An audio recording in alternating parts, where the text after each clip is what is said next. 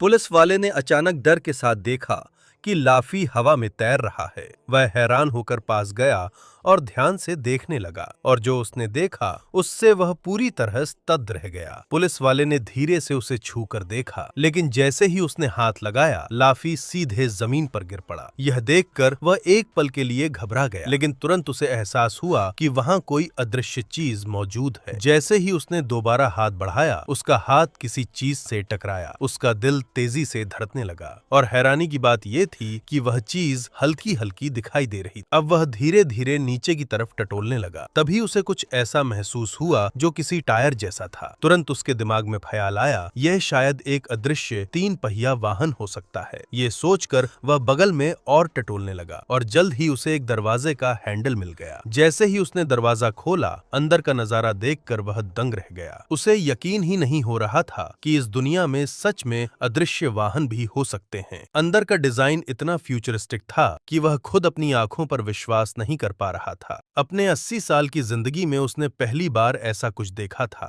तभी उसकी नजर एक अजीब से बटन पर पड़ी। उसने बहुत सावधानी से उस बटन को दबाया, और अगले ही पल पूरी गाड़ी अचानक दिखाई देने लगी। फिर जैसे ही उसने दरवाजा बंद किया, गाड़ी दोबारा अदृश्य हो गई। वाकई ये नजारा किसी चमत्कार से कम नहीं था।